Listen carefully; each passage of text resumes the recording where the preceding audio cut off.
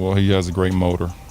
I think a lot of people don't understand how great his motor is. He never stops moving. You have to guard him as well on the ball as you do off. Like, once he gets off the ball, you're probably more scared of him off the ball than you are on. I believe that the best player in the world is Steph Curry. When NBA players talk about Steph Curry, they obviously mention shooting first. But after listening carefully to how players actually describe him, you start realizing that the shooting is only the final result of something much scarier.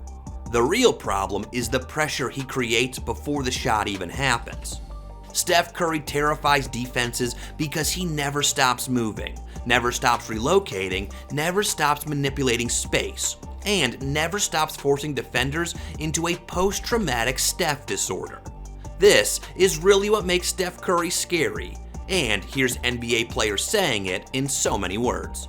To me, Steph Curry, his biggest superpower is that he's in better shape than everybody. What Pat Bev say? Shit, Steph Curry, you better get your motherfucking rest the night before. His superpower is not only the three, man, he gonna run your ass 11 miles, and if you ain't ready to run 11 miles, you can switch all you want. That right there is where the nightmare starts, because it shows how Steph is basically weaponizing conditioning. While most players get tired and start conserving energy during possessions, Steph keeps sprinting through screens, relocating after passes, cutting into open space, circling around the floor, and forcing defenders to chase him until eventually someone loses focus. And bang. They do have a timeout. Decide not to use it. Curry, way downtown. Bang! In today's basketball, half a second against Steph Curry is death. This is why his off-ball gravity numbers completely separate him from everybody else in the league. Even in his late 30s, Steph still leads the NBA in off-ball perimeter gravity metrics. So how is he able to stay in shape to keep running? Listen to Draymond Green here. So I think his dedication in the weight room, when I say dedicate, that man is in the weight room every single day. So he getting buff right now. He in the weight room after shoot around. He in the weight room before the game. He doing a full lift after the game. Eventually, the team follows their leader, and soon they learn how to play with him, and that is how the Warriors dynasty was born. Alex Caruso captures it all when he said this. They're actually understanding how to play with him now, like how he operates, how he moves when he gives up the ball, and like continues to just run in circles until you fall asleep, and then even then shoots it from 30 feet basically. It's borderline at times, it's unguardable. As difficult as it is to opponents, his teammates find it quite easy. Easy, give him the ball, let him work. If he wants a screen, he'll point at you, come set it, get out the way. Simple. The endless movement without the ball often leads to a three, but before that, the ball makes a quick stop in Curry's hands, and that quick stop has cost LeBron James rings, so he knows all about it. His ball handling, his ability to shoot the ball off the dribble and off the catch, is uncanny. I don't think there's ever been a guy in our league to be able to shoot the ball as well as he does, off the dribble or off the catch, off the ball. And he just creates so many different matchup problems for your defense. That's why LeBron called his shooting uncanny, because basketball logic stops applying normally when Steph gets hot. The scary thing about this is how true it is across time. Statistically, nobody in basketball history has combined Steph's volume and efficiency as a shooter. Even deep into his 30s, Steph's still shooting nearly 40% from three over 11 attempts per game, while defenders are trapping him the second he crosses half court.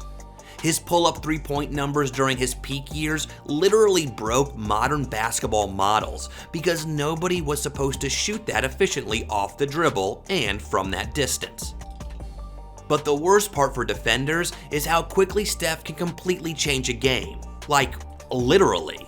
It's just like the Joker said here. I mean, he doesn't need a lot, he just needs one ball to see that goes in, and he did an amazing job. He made a big three on that of the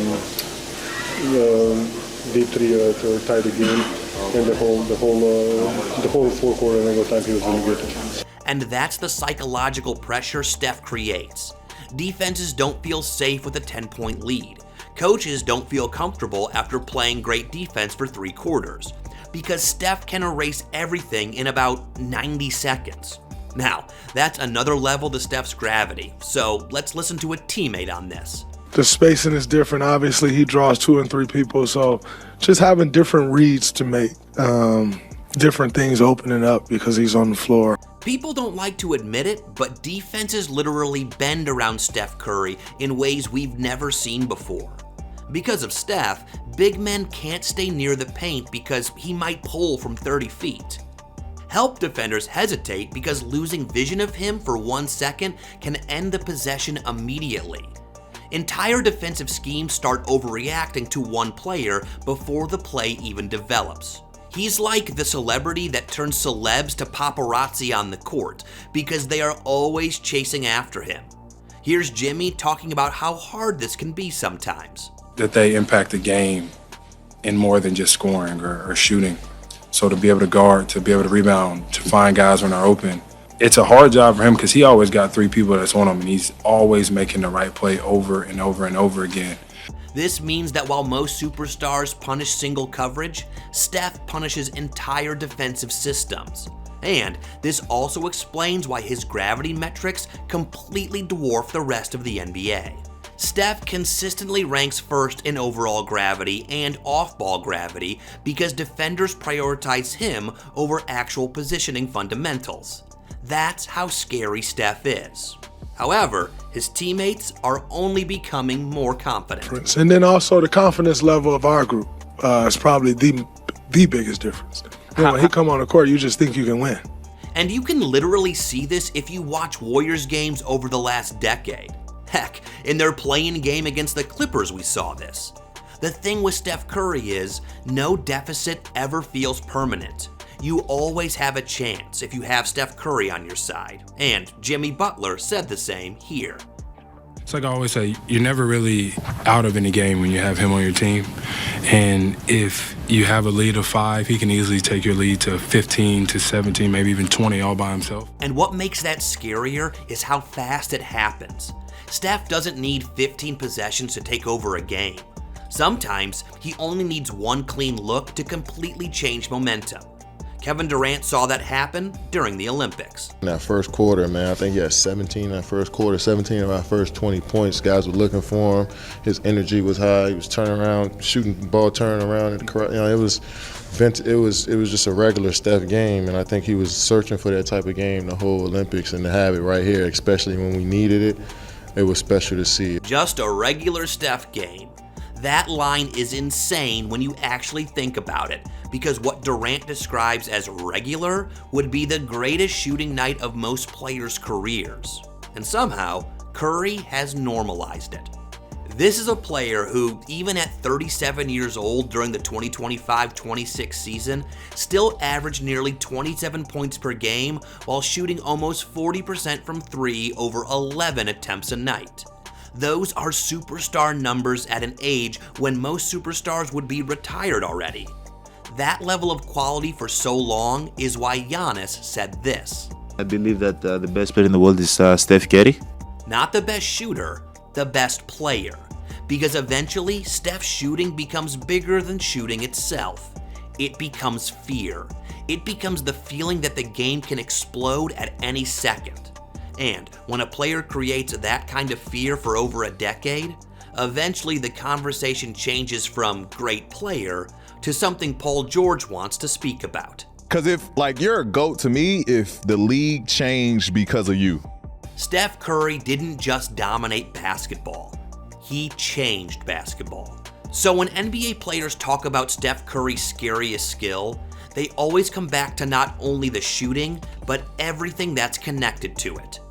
This includes the movement that exhausts you, the gravity that breaks defenses apart, the conditioning that never lets you relax, the confidence he gives his teammates, and the fear he creates every second he's on the floor.